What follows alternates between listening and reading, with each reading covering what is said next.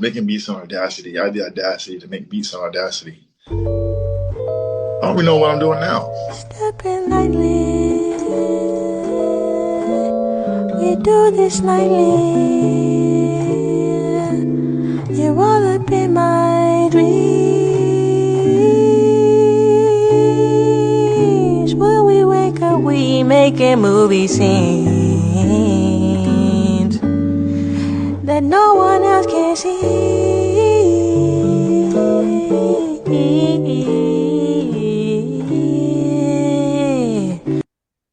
I'm gonna go ahead and wait. Wait till you're ready.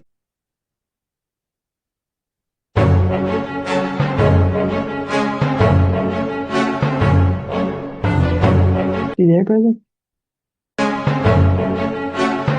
Okay. How are you? God bless you. How are you? So you wanted to make an entrance. That's all right. I actually went out and came back in, but bless you. I like how you did that. That was smart. Pray, don't worry. Well, so just a quick introduction. My name is Bianca Janae, and this is my brother. Blaine Goodwin. And Blaine is a very talented musician, pianist, producer, audio engineer, African American. um, based in Charlotte, North Carolina. And we just wanted to talk about a bit about like our creative process in general. But I really wanted to highlight some of the things Blaine's been doing recently. I told you this, and I say it again publicly that I feel like a lot of things you're doing are like a blueprint that it's really important to share the way that you're moving and the place you're coming from creatively. Because I think it's been really inspiring me, and I know it will inspire others. So, um, what do you have to say? Really well done. First of all, thank you for having a conversation with your brother, and thank you for your professionalism, just a really complete thoroughness in your research. Um, your interview. No, thank you, Bianca, for real though. And so it all boils down to I want to, Well, first, can we back up and talk about how long you've been doing music? Your origins with music. Did you always know you wanted to be doing this, that kind of thing? I don't even know what I'm doing now. When I was a kid, I used to love to create things, and I remember like being really young. I just I wanted to be a composer. I was joking with that with a client the other day. Like I wanted to be a composer. I was in the studio. And I was talking about that. I was like, I didn't know that producers existed. Like with digital production, I thought literally like you go, you write a symphony, you write a concerto, you would get proficient enough where you play it, and people play your music like sheet music, because that was my like understanding of what composition was. And I played an orchestra, and thankfully, in public school they had a double bass. So I was able to. I had to. Everyone else had to like rent instruments. You had to buy the instrument, rent it, and everything. It's like it was so expensive that they were like, "There's no way he's gonna rent this." The public school just gave us the bass, so we would always have a bass to rent from the school itself. Whatever old instrument they had. Strings like that high off of the bass. But you really learn to play, and you get around people playing instruments. As a musician, it's important. I'm so glad that's my background. Other than that, like being like 10 around the same time, my uncle had GarageBand. Uncle Tori had GarageBand on a computer. He would pick us up from school and have like the most ridiculous beats playing. And, when I was like 11 or 12.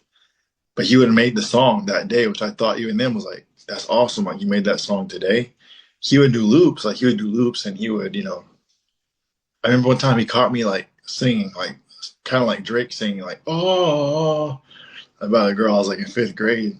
And he came in the room, his room, like, I was on his, like, making beats. He's like, no, stop that. He was like, no, you're not gonna be on my computer and making noise. He said, you make beats, but don't be in here doing that, bro. So we really had a lesson of just not simping early in life. No, but he really did like show me how to make.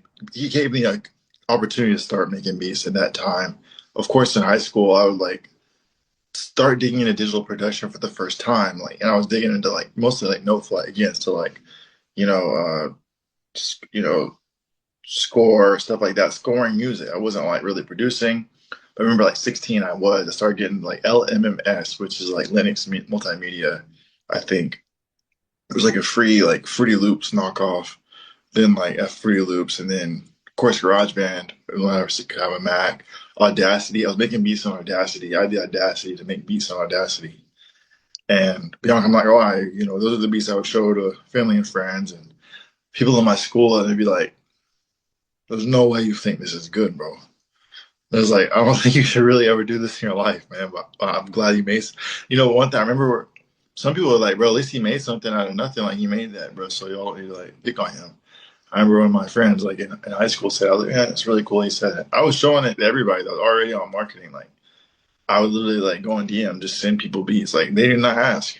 Like it wasn't even a song. It was like a horrible beat. I was just like, "Hey, check this out." Like, bro, like who would just send his beats? Like I wasn't even trying to get those clients. I was just sending them the beat. But no, I definitely got introduction to production in that way. But in a serious note, by the time I was like 17, I'd already been like 5, 6, 7 years of creating. And I went to not at that level, but definitely like digging into it. I remember being in college, I got around hella people that were like playing at a really high level of proficiency, like people from South Korea that were playing like piano, like the professors that were like had their ears trained and stuff, and they recognized the theory a certain way, and they're kind of pushing that really hard for the music students. I was on a music scholarship, but the reason I went is because there was a recording studio in right by the office. The person that did double bass, he also did media integration, and also did like recording techniques and stuff. So he basically taught audio production. So his office was the studio, like really right there. So when I auditioned, I really didn't, no, not diminish double bass. I love double bass and really love playing. Looking forward to playing soon again, but it was a studio. I saw the studio in there and I was like, oh my God, I'm just going to come here and play and record. So that's what I did, sophomore year of college, which I pretty much perpetually stayed a sophomore. But I literally would just go into a recording studio whenever before it was open, 5 a.m. to like 9 with that class. After class, 10 a.m., whatever. So like around lunch, like 12, 1, after I'd eat, I'd just go until like 9 p.m. Then I would like go do whatever else I was doing, and I would just play the piano every day. Before I did that, I was just piano every day, like 4, 5, 6 hours. But outside of that, and this is kind of the last thing, I know it's kind of long winded, but No, tell your story. the piano was how I learned to heal myself and learn to emote because at 14, 15, I was in, mental hospitals a lot, and not just in mental hospitals, but like going through a lot of trauma and the emotions of crying. It was very challenging for me to cry. So when I would sit at the piano, I would literally play, and that's how I would emote, and that's how I'd be able to cry, have the emotion of crying again, and sometimes able to actually physically cry again. So it came from, um, it was that healing, and that's a blessing. I would do the healing, the healing and playing, and what music became to me, and writing music became a way of reclaiming my autonomy, reclaiming my spirit in a way. So I got really good at just playing, and I take an idea and bring it to life without really almost auto consciously. So by the time I went to university, this is like 14, 15, 16, 17. It was like I was like 17, 18. By the time I was 19, I was already making like hundreds of songs. Like I was going in there and make like 20 beats a day, 20, 30, just different ideas, get them into a form, move on to the next idea, and just get everything. And just learning audio engineering. Because that's also, then I started making vocals. It won't sound it right, but I was like, I'm going to keep learning to mix. I'm going to keep like recording myself. I would go to the studio, sometimes bring friends or whatever, most of the time even myself, and bring musicians in that were also music majors that would play on my stuff, that were better at me at instruments at that time, definitely. So it was like, that became a like a training ground in a way of UNCP and that studio there. And I don't know anywhere else I'd have access to a professional studio for like 12 hours a day. So that became kind of the pillar for my music production side of things. And I just kept building tracks. Like there's hundreds of gigs that I don't have from that time, but the experience and value from that time is kind of transcendent. So when we move on from that, college, I have a traditional experience. I still, kind of battling mental health a lot, but overcoming the challenge. built some startups and stuff like and things like that. Built a really healthy startup with that kind of operated as like a taxi service. When I left that is when I went to about a year later after another reclaiming of my health. I came to Charlotte, and by the time I go to Charlotte, I'm auditioning for studios. They just see hella work, like hella music, whatever it is, like on my Instagram. So like, oh yeah, he can come in here.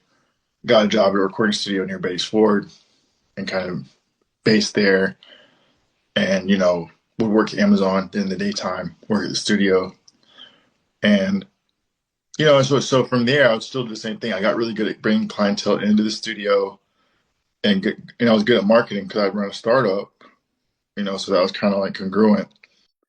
So from there to now, through all the ups and downs, is a process of renewal to create and kind of feed the music in a way. And it's like you don't want to just take from the music.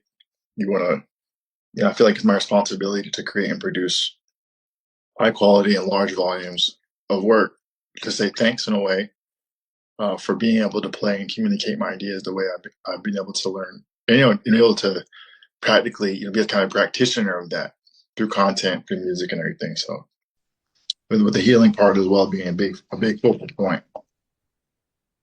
But shit, Yeah, that no, I was like, I thought that was pretty long, Bianca. I'm not gonna lie. there's nothing wrong with that. There's a lot of history that you have with music, so there's a lot to share. Right. There's nothing wrong with that.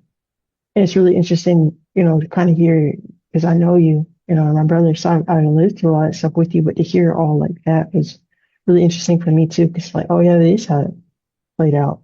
But to get some of my backstory, um, there's a lot of things that I'm thinking of based off what you just said, because one, it brings up memories, because, you know, I remember a lot of this stuff, but my backstory is that when I was watching Uncle Tory make beats too, I kind of knew immediately that I wanted to make music, like same as you, because it was like I would watch him on GarageBand. I would just be like, I was around 10, and I would just be like imagining I would be tapping on the desk like the drum beat that I would want to make if I was the one recording. But he was kind of particular about his computer, which I understand because we were kids.